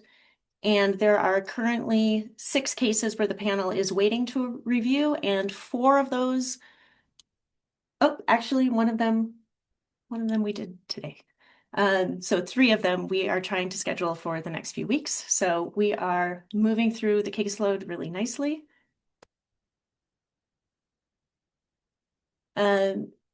So since January 1st, cases that have been closed, SM 2025-005 has been closed. SM 2025-006, the Boulder County District Attorney's Office notified BPD that they issued a Brady letter for Officer 1. During a hearing for a DUI, criminal charges were dismissed based on a judge's ruling that official reports completed by Officer 1 were untruthful. Officer 2 conducted a traffic stop and needed assistance because Officer 2 was not certified to perform a breathalyzer test. Officer 1 arrived to assist, and Officer 2 suggested that they begin the 20-minute deprivation on scene in the patrol vehicle. Officer 1 agreed and certified on the official breathalyzer form that she performed 4 required actions as part of the deprivation period. Body-worn camera refuted the truthfulness of her documentation. The allegations against Officer 1, Rule 3, truthfulness, inaccurately completed the 20-minute deprivation period section of the Intoxilizer 9000 Evidential Breath Alcohol Test, the EBAT, report. The panel recommended that this allegation be sustained and that the officer be terminated. The department agreed to terminate the officer. Rule 8, conduct. Officer 1's representations on the EBAT report reflected unfavorably on her and/or the department. The panel recommended that this allegation be sustained with termination, and the department agreed to terminate the officer. And Officer 2, Rule 8, conduct. Officer 2 advised Officer 1 to act contrary to EBAT requirements. The panel recommended that this allegation be sustained with a 1-year letter of reprimand. The department exonerated Officer 2. The panel also recommended that Officer 2 should become EBAT certified within the next 6 months, and that BPD should consider auditing the EBAT certification status of all officers to ensure all officers are properly trained and actively certified. BPD should also consider developing systems to track and monitor all necessary officer certifications to proactively flag gaps and prevent future lapses. The chief's response was, I do believe that Officer 2 should become EBAT certified if he is going to continue to engage in traffic enforcement, and this action should be taken. And additionally, this case brought to light the fact that BPD has not prioritized the certification of our patrol officers in the I-9000, and I've directed the chain of command to begin certifying as many of our officers as possible in that testing. For officers in non-enforcement roles, it is not a priority like detectives, but anyone working patrol should be certified moving forward. MI 2025-039. A mother complained that BPD did not sufficiently investigate an incident involving a BVSD security guard and her minor son. In response to the monitor's recommendation, BPD reopened the case and completed additional investigative steps. That was while the complaint was going through. Allegations for Officer 1, Rule 1, compliance with values, rules, and general orders. General Order 203, investigative responsibility and case assignment, did not perform a sufficient investigation. That is the same allegation for Officer 2. The panel recommended that these allegations be not sustained, and the department agreed, so they are not sustained. And then Sergeant 1 had a Rule 1, compliance with values, rules, and general orders. General Order 203, investigative responsibility and case assignment, did not ensure a sufficient investigation. The panel recommended that this be not sustained, and the department agreed. The panel also encouraged BPD to take steps to shift officer thinking toward an assumption of credibility on the part of any victim, unless and until evidence to the contrary is obtained. They also discouraged BPD members from relying on hearsay without seeking firsthand confirmation or deferring to institutional review processes. Panel members agreed with the recommendation to clarify roles and identify which officer or detective or supervisor is responsible for each investigation. The panel requests a training opportunity to learn in detail how cases are assigned, investigated, and supervised. They also recommend that detective sergeants should play a stronger role in identifying possible oversights or omissions in the investigations conducted by patrol. The chief's response was the panel asked for a training in investigations and case assignments. If this is something that the panel wishes, it can be requested through the monitor, and we can arrange for such training in the coming year. MI 2025-041. Complainant alleged that BPD officers broke his ribs when they forced him against a railing while handcuffing him. Multiple officers' body-worn camera captured the handcuffing of the cooperative complainant. The railing where he was handcuffed was below the height of complainant's waist and he remained upright during the handcuffing. The complainant's torso and rib area never contacted the railing, and there was no impact to his torso from officers, nor did he complain or demonstrate injury. Complainant submitted partial medical records from over 2 weeks afterwards that did not diagnose him with fractured ribs. Both the body-worn camera and the medical record refuted complainant's allegation that BPD officers broke his ribs. The allegation against officers 1 and 2 was a Rule 6, use of force, broke complainant's ribs. The monitor recommended that this allegation be unfounded for both officers in accordance with General Order 120, and the department agreed. MI 2025-044, complainant alleged misconduct during a traffic stop conducted by Officer 1. He alleged that Officer 1 was disrespectful and improperly issued him a summons. Additional concerns from complainant were not allegations of misconduct and/or did not occur, including the illegibility of the summons, failure to complete discovery tasks, and threat of arrest for non-criminal violation. First allegation for Officer 1 was a Rule 4, respect for others, spoke disrespectfully and/or mocked complainant. The panel recommended that that allegation be sustained with verbal counseling. The department determined that it was not sustained, but they agreed for coaching for that officer. And an allegation of Rule 5, police authority and public trust, issued complainant a citation for failure to present evidence of insurance. The panel recommended that this allegation be sustained with verbal counseling. The department exonerated the allegation, but also agreed for coaching on this allegation. MI 2025-050, complainant was insulting and interfering with City of Boulder parking service workers when another community member interjected and told him to stop. Complainant and community member engaged in a verbal altercation while complainant approached, insulted, and circled around him. Community member removed a folded knife from his pocket and held it unopened behind his back. During the subsequent BPD response, Officer 1 referred to the community member as a Good Samaritan. Officers conducted an investigation and ultimately issued complainant a summons for harassment and obstructing government operations. Allegations for Officer 1 include Rule 1, compliance with values, rules, and general orders, General Order 240, in-car cameras, body-worn cameras, and personal recording devices, timely activation of body-worn camera.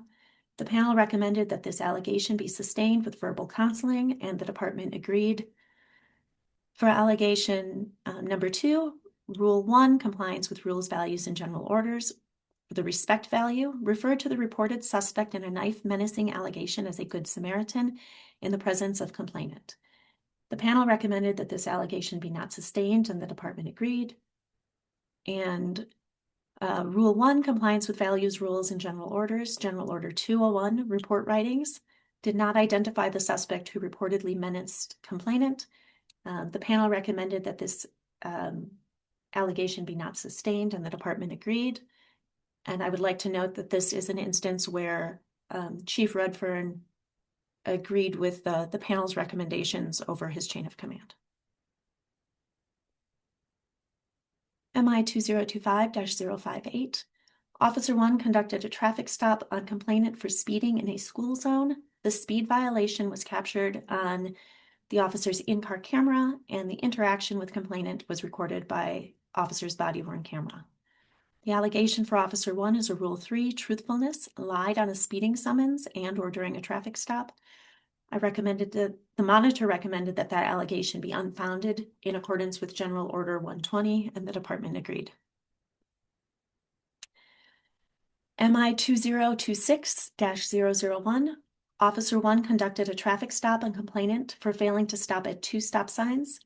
These violations were captured on in-car camera, and the interaction with complainant was recorded on Officer 1's body-worn camera. Complainant alleged that Officer 1 profiled complainant on the basis of his ethnicity. Because of the lighting and distance between their vehicles, the ability for Officer 1 to see complainant for the purposes of profiling was highly unlikely. Their conversation was polite and contained no reference to race and/or ethnicity. Officer 1 did not issue complainant a traffic summons, but instead advised, I'm going to give you just a warning today because it's Christmas or Christmas Eve. But do me a favor, pay attention to those. I don't want you to get into an accident. The allegation against Officer 1, Rule 1, compliance with values, rules, and general orders, General Order 101, unbiased policing, discriminated against and or racially profiled complainant. The monitor recommended that allegation be unfounded in accordance with General Order 120, and the department agreed. There remains one open 2024 case, that is SM 2024-003, that is in BPD chain of command review. Regarding the case statistics for January 2026, I classified 7 cases, 1 misconduct, 0 serious misconduct, 0 community inquiries, 1 community feedback, 5 unspecified incidents, and 1 which was initially classified as a conflict facilitation process, but then ended up with as a misconduct. There were 0 interviews that I observed, 0 critical incident scene response, and no investigations were sent to me to be deemed thorough and complete. And in the month of January, BPD closed 5 cases. As of February 6th of this year, there were 38 total cases open.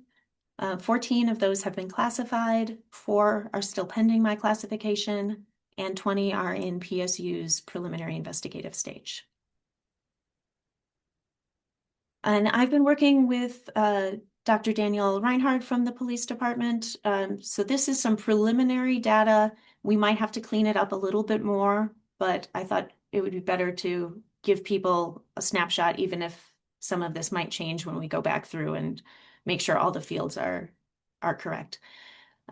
So regarding serious misconduct cases, there were 6 cases registered in 2025, and 6 cases were closed, and the panel conducted 4 serious misconduct case reviews in 2025.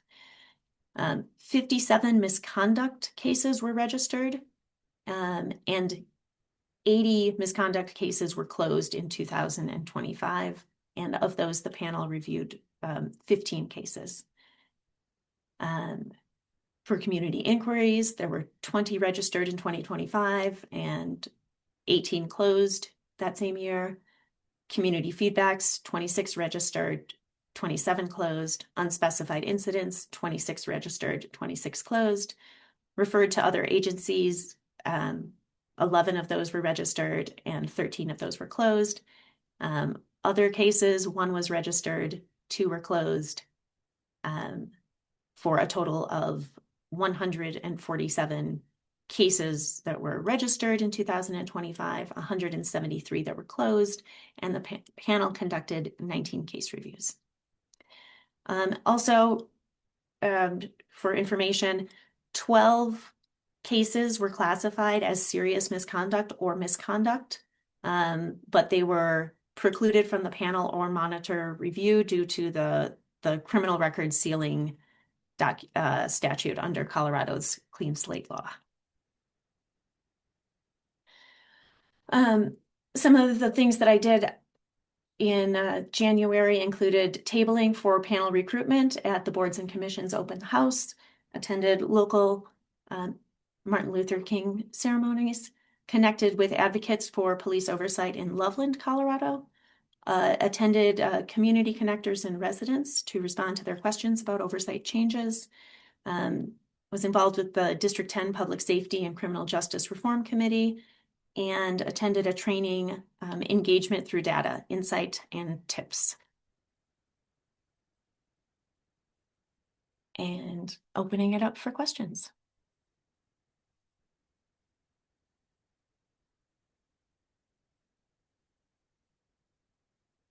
I see Curtis has, do I need to keep the slideshow up or? You're muted, Curtis. Yeah, I think it would be best to keep it up. Okay. Can you still see and hear me? Yeah. Okay. Yeah, I guess I'll start from the from the top. 006-006. Where is it at? Let me just pull this thing up here.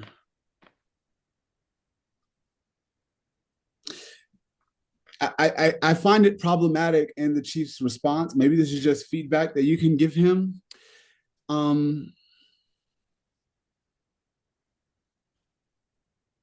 He says, for officers in non-enforcement roles, it is not a priority like detectives, but anyone working patrol should be certified moving forward.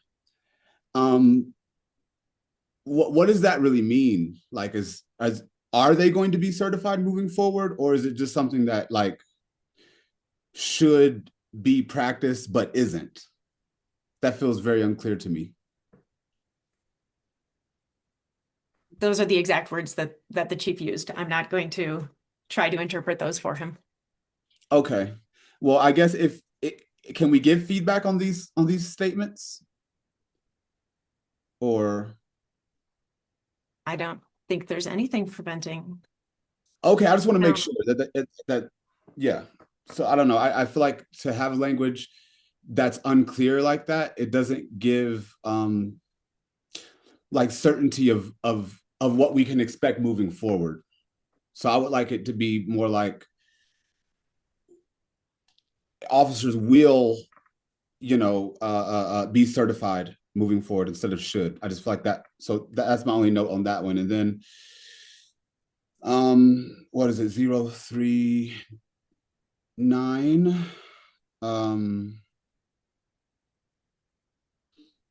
Sorry, I have this written down here. What's this one? Yeah, the panel asked for training in investigations and case assignments. If this is something the panel wishes, it can be requested through the monitor. I wasn't on this case review, but if we're requesting training through, I mean, it feels like that's what happened, right? Like we requested training through you told that to the chief, and now he's coming back saying, well, if you want that, ask the monitor.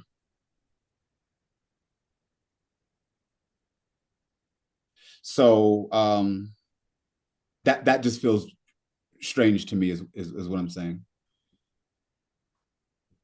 Does that make sense? I understand what you're saying. Okay. And then, yeah, I just wanted to know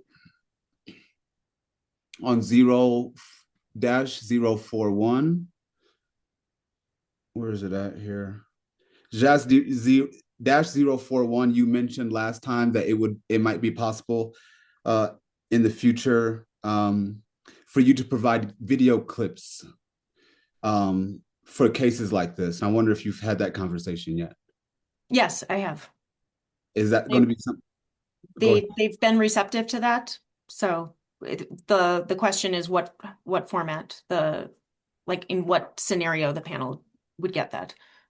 But Gotcha. I've made that official request. Okay.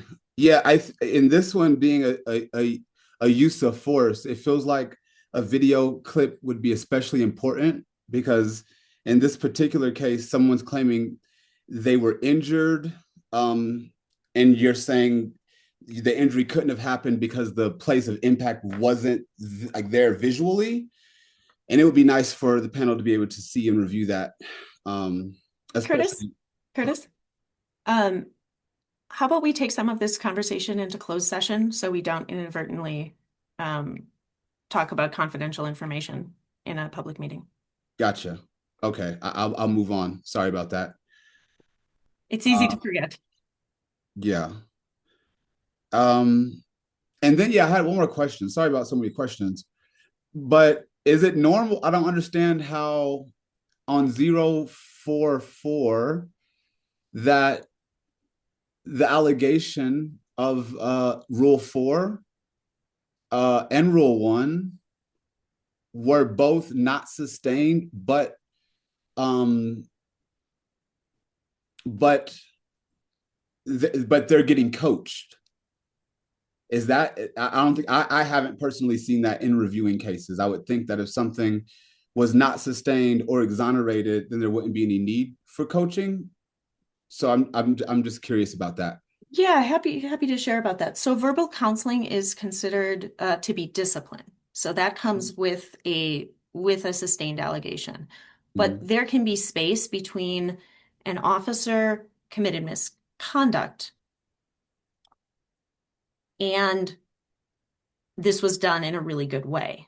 So there can be something that's not misconduct, and yet we could like to see something better to provide the officer with more tools to handle a similar situation in the first place, or instruction that the behavior that the officer did wasn't as helpful to that situation as we would like. So that's what coaching is, where it's not misconduct, but it can be done better. Okay. Does that make sense? Yeah, that makes sense. Thank you for the clarification. And then on the last one, 00-001. Is this something, this looks like something that only the monitor and PSU reviewed? That's correct. Okay. Yeah, I again would just like to name that something around bias policing not being reviewed by the panel feels dangerous. And I would really like to see that, especially cases with police biasing should be open to a diverse body for review. That's all I have. Thank you, Curtis. Kristen, it looks like you have your hand up. Yeah, I wanted to second that because, like, even though the officer could not have seen the person it's noted here, there might be other signs on the car that are revealing of race or ethnicity as well. I believe I addressed that in pretty significant detail in the confidential summaries that were sent to you. Okay. And then my other question, and this is something I'm just wondering that, it has and this is a question I just wanted to raise the issue that, like, there's the allegation and then there's the monitor recommendation or the panel recommendation and then the departmental determination, but there's not a mention of, like, PSU's recommendation, and I'm wondering if that's intentional or just because there's not enough room on the slides, or if that's because of confidentiality, or if it might be helpful also for the public engaging the work that the panel does to maybe have access to that, but I don't know if that's also not possible. No, that's something that we've been working this past year, myself and PSU and Daniel Reinhardt, on making sure that with data that we can track this. So when we get more comprehensive 2025 data, we should be able to see the recommendations from every step along the chain of command. And then including the monitor and the panel. So that more granular detail, we work to build out the system and make sure that we're all entering things in standard ways so that can be sussed out in the data.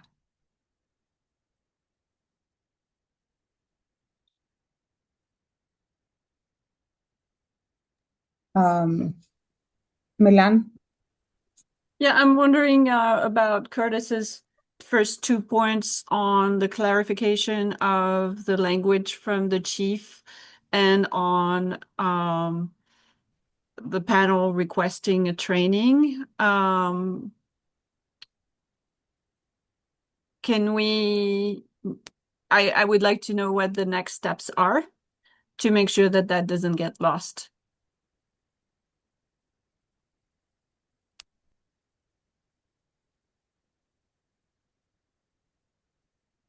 And I guess that's for you, Sherry. I mean, how does the panel want that to be brought up to the chief? Well, that's what I'm asking you in terms of whose responsibility it is for the training. It's apparently for you to make sure it happens. For the feedback to ask the chief for more clarification. I imagine that Curtis or any one of us could ask directly the chief, since we have that feedback loop that we can use. But yeah, I just wanna I mean, have clarification on both of those. I mean, one of the things that, you know, is a benefit to, I think, this entire system is our quarterly meetings with the chief, where you have the opportunity to, you know, ask for clarification, or make specific requests to him directly instead of going through other people. But otherwise, I'm happy to pass along these issues that Curtis elevated. Well, I think that we have a direct line of access to the chief, right? If we disagree with something that he says, we have the possibility to ask him for a meeting and a conversation. That's in the ordinance, unless this has been struck out recently. But that's a feedback. That's one way we can access the chief, so we can access him directly. We don't have to wait months before we can ask him. But regarding the training, can we make sure that this happens?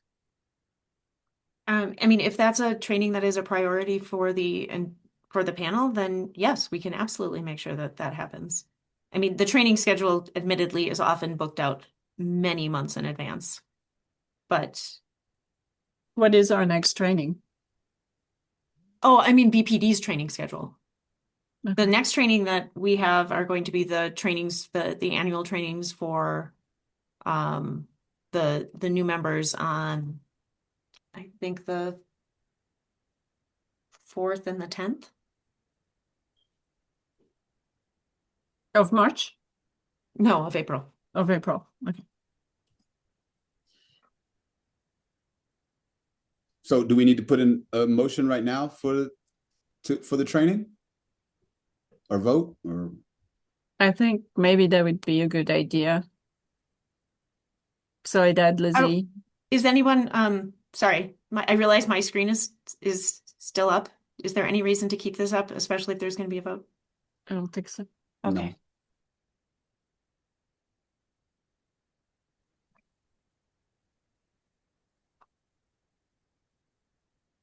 Okay, so Lizzie's changing. I'm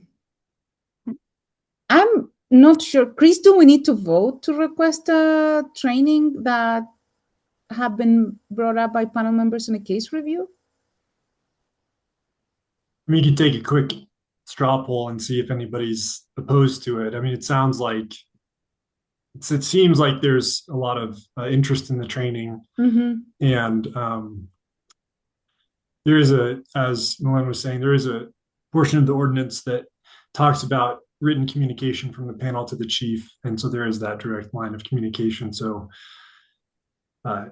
Soledad or Lizzie could send the chief an email. I recommend CCing Sherry just so she's in the loop, requesting the training.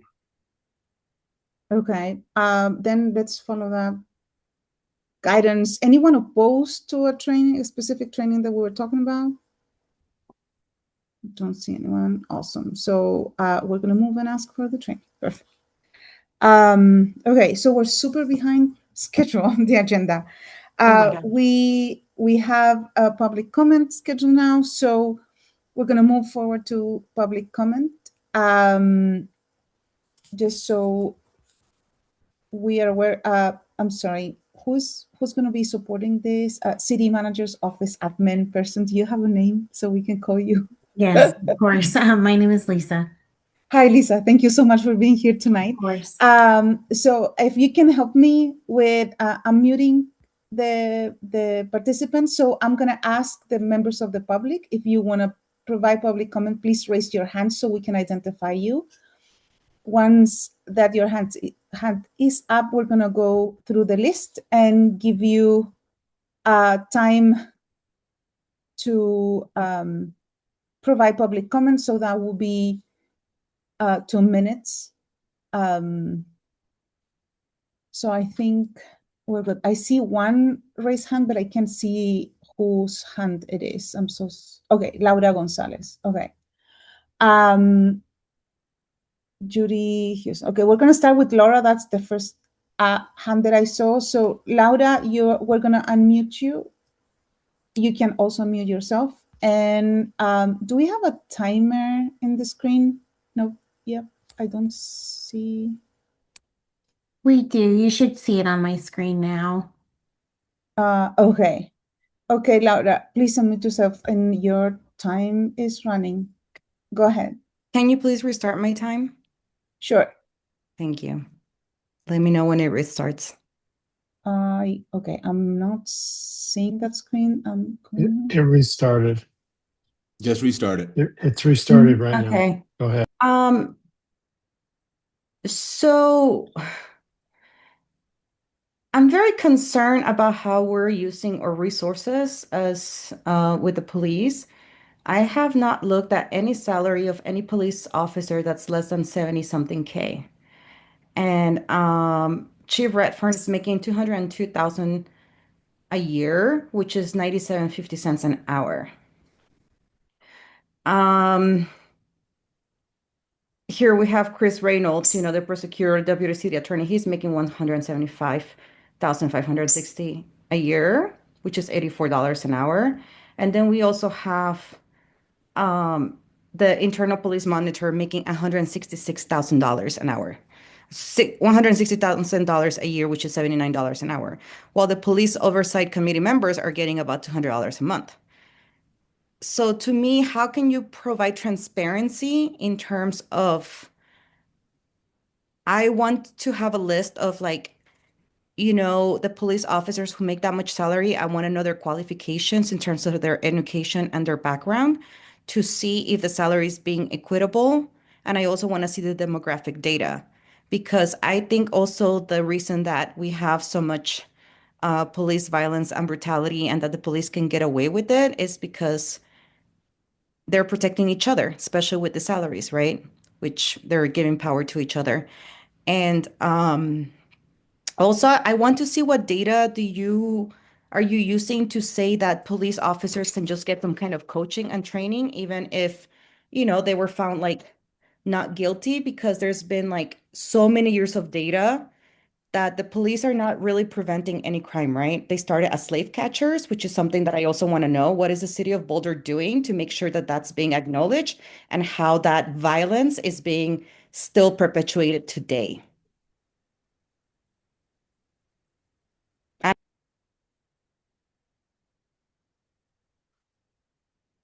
Sorry, Dad, you're muted. Of course I am. Thank you, Laura. We're taking notes. Thank you. Okay. Next, we have Judy Houston. Judy, if you can unmute yourself, please. And Lisa, if we can start the timer. Hey, can you hear me? Yes. Okay. So I just took some notes here. One of the things that I paid attention to is it feels like the panel was an afterthought in a lot of different ways, and that it continues to be an afterthought in all sorts of different ways. Also, there are no, as someone mentioned, there's no processes that are structured in a way that you can actually understand. It looks like they make up the structures afterwards, and I find that quite disturbing. And then the other thing I'm looking at is the large discrepancy between the overall number of cases and those that get reviewed by the panel. It's a huge discrepancy, and that doesn't make any sense to me. And I think that for that communication to be valuable to anybody, those reasons have to be made very clear why that discrepancy is true. And yeah, so there needs to be a criteria for who does review which cases.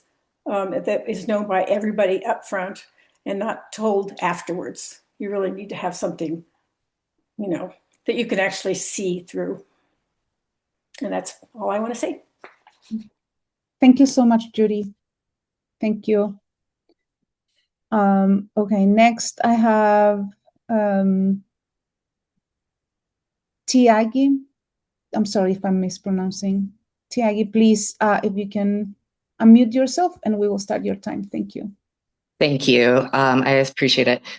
First, thank you, Chico, for all of your contributions, and to everybody on the committee and the panel. Yes, just all of your insights are valuable and your time is appreciated. As a member of the public, I just want to note that I have noticed and feel concerned about, also, I don't add my name to the record as a member of the address confidentiality program, that towards the end of the process, just like the last speaker noted, is when this committee is getting involved. The interpretation changes of the ordinance are concerning over the last several months as well. From a project management and consultancy perspective, as somebody who's consulted with clients like the airport, CSU National Western Stock Show for 20-year plans, as well as like up to $20 million plans, I'd like to note that Elevate U, not including the general public as a potential stakeholder, is a potential area of oversight. Now, I don't know the full scope, but that is something that can and is typically requested, which would be general public, and not to conflate that with the public that is serving on this panel. I would also be curious, who will the eval be made available to and how? Who has the power to make decisions based on that once those recommendations come back, since this person is acting basically as a facilitator, maybe even a mediator, but a non-partisan person in essence. And then, yeah, I think I'm about out of time, but I do have concerns, especially as violence continues, especially in marginalized groups. So thank you for your time. Thank you, Tiagi. Thank you so much. Okay, so we have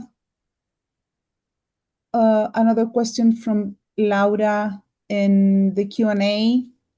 Can someone help me read that? I cannot open it in my screen. I can read it. Thank you. Can we do a legit study of other cities that defunded the police and funded human and social services actually reduced crime? Why do the salaries of BPD keep increasing while we lose positions and funding in departments such as public health? There's another one too. I think this is her previous comment, but if you want, I can read it. How is it that the internal police monitor makes $166,000 a year while the people who are doing the real work to review police abuse, police power, and brutality only receive $200 a month? Can we figure out a way to be more equitable, specifically in BPD? They got the highest raises than other departments in the city that actually do provide services such as mental health, substance use support and counseling. These services prove that they work to reduce crime, while the police has never been proven to actually prevent or reduce crime. I would appreciate if the IPM and the entire BPD reads propaganda. Okay. Thank you, Laura. Thank you for your questions. And noted, Bill, I see your note that you have to leave. Okay, I don't see, does people see any other hands raised in our participants? So, okay, with that, we are going to close. Wait, there's actually I'm sorry? someone. There's a hand up. Oh, okay, Marcia R. So, yeah, we're ready for you. So if you want to unmute yourself, and Lisa, if you can start the timer, that would be great. Thank you. Marcia, go ahead.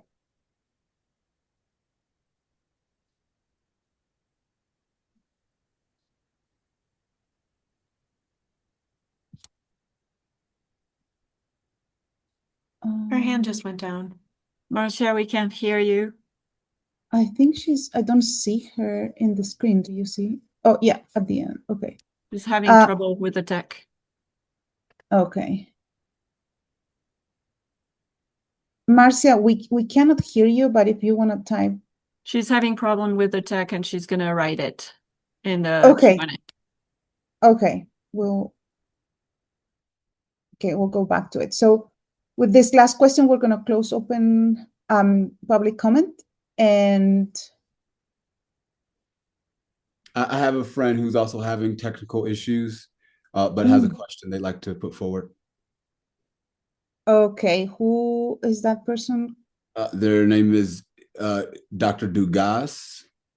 I think they're not currently on the. Okay. But they've texted me their question. Okay, do you want to read it then, Curtis, please? The question is, who has enforceable oversight of the BPD? Is it city council? Like, who holds them accountable, keep them from shutting us out of the process of changes?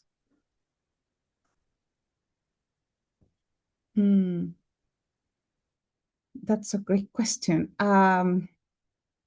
Sherry, do you have an answer for that one? Or Chris, maybe? Good evening. City manager is the police chief's direct supervisor. And so it all flows through the city manager's office. The whole police department is technically under the city manager's office. The city council has no authority to direct any employee other than the city manager, the city attorney, and they can hire the municipal judge. But all of the other sort of operational employees of the city are under the city manager. Thank you. Thank you, Chris. So now I can see Q&A. And I'm going to read Marcia's question. I don't think we have an answer, but we're going to take note. Okay, so the question is there data on increases in ability to address crime with flock versus without flock in the past? It seems there isn't enough transparency about how this system is actually helping as opposed to hindering our privacy rights. Thank you, Marcia, for your question. We're going to take note. We have meeting with the chief coming up in March, so we can bring this with us and ask that direct questions and have an answer. Thank you so much. Milan? On that note, the chief said the panel could have a training on the flock cameras and I'm just wondering where that's at and when that's going to happen. Yeah, that's something that me and the co-chairs need to talk about per the chief's last communications.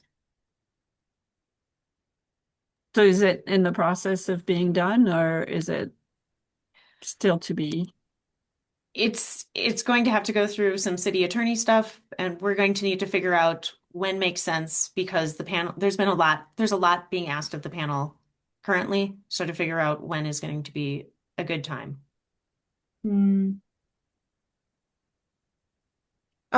Just to note, I think there is a difference between what the panel is asking for versus what's being asked from the panel. So this one is something that we asked for. All the other things are things that we have been asked to do, and that's the difference. So just to make note of that, like if this is a priority for us, so we should move forward as it is a priority.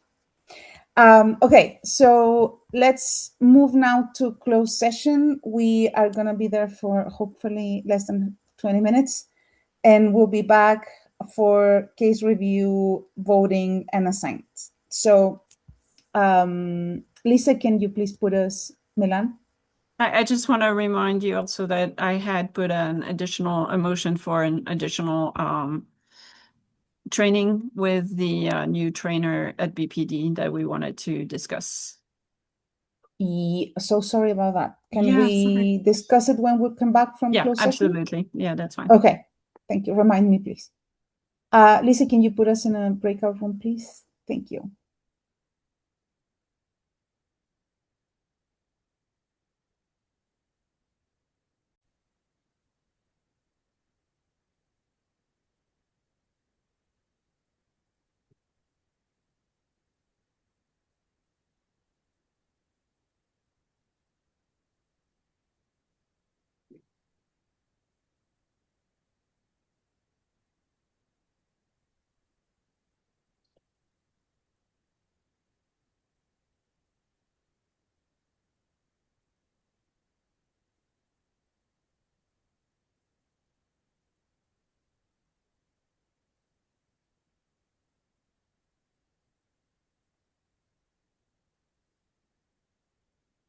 Still not showing up.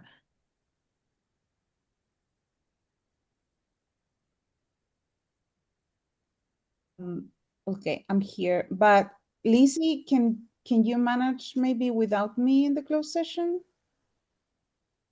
Yeah, I'm happy to do that. Just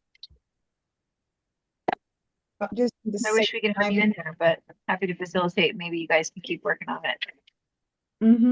Yeah, just move. Let's move people to the closed session. I can. Sure. Okay, great. Thank you, Lisa. Of course.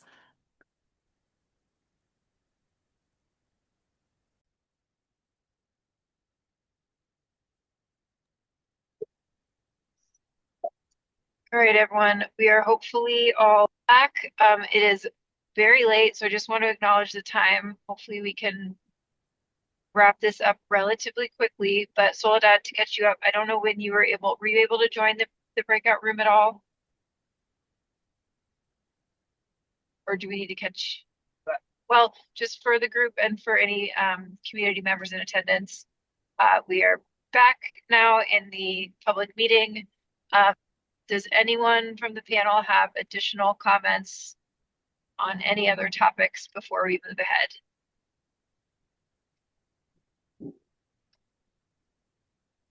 Milan's hands is up. Thank you. Go ahead, Milan. Yeah, so just for transparency, I hooked up my phone to the meeting that we were having in closed session so that Soledad could at least listen into it.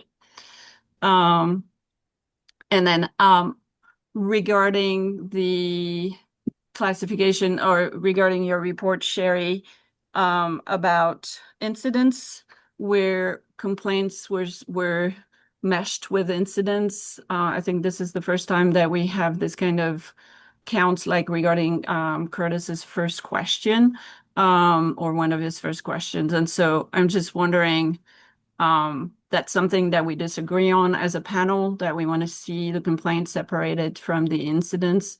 And I would request that this be done as it was previously done. I'm sorry, I don't understand what. In the identification, I don't have the unfortunately I don't have your presentation. I don't have it up either. But if you're making a Curtis or distinction anybody else, between cases and incidents? I don't understand what you mean by that. between like we don't know which ones were complaints in the cases. Sherry, we'd like a breakout that says how many total complaints came in and then the branching to community inquiry, closed complaints. Like we want to kind of see the whole picture, I think. Glenn, is that what we're asking for? Yes, thank you for using better words than I am. I'm just not tired. Not at all. Yeah. But yes. Yeah. Does that make sense, Sherry? No, I'm not. I broke it down by. Well, the question was what exactly was being broken down. So maybe why don't we offline take another look at the presentation, make sure we're clear on what the data means and how we should interpret it. And if we have questions, we'll send them to Sherry and we can make sure it's clear for next time. Does that sound okay? And just again, this is preliminary data. Last year I gave tried to do a snapshot from the year before. So I tried doing the same thing this year. I'm sorry it's confusing, but I thought it was information that y'all would want to know.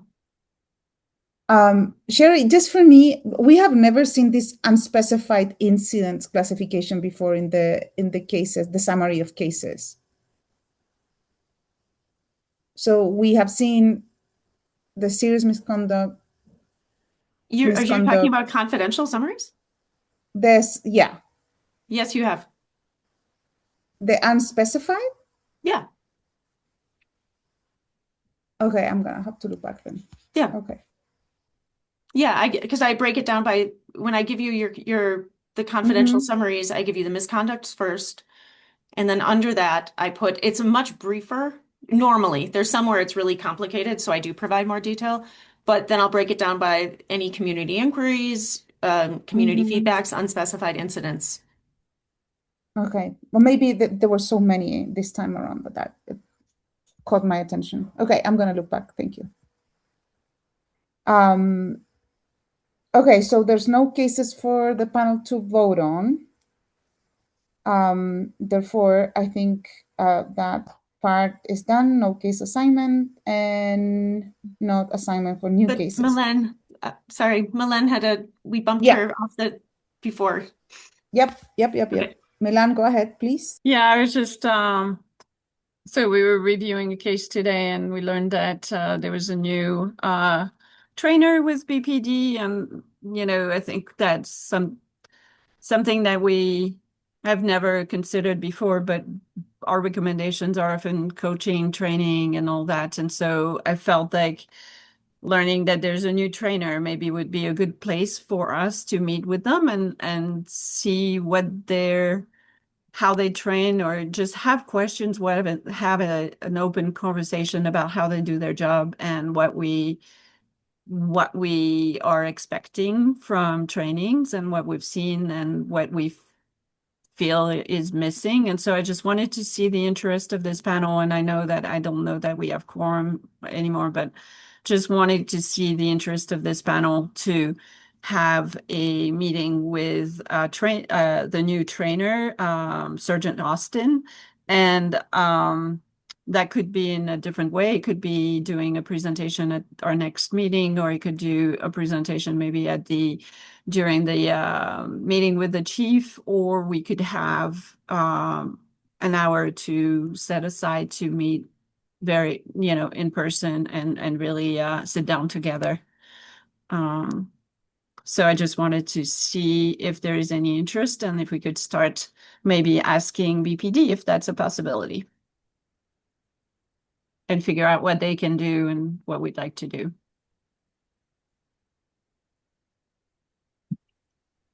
If the panel is interested, I think having that happen during the meeting with the chief sounds like a good fit. So I'd support that.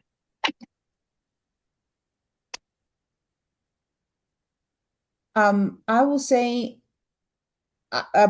totally support that.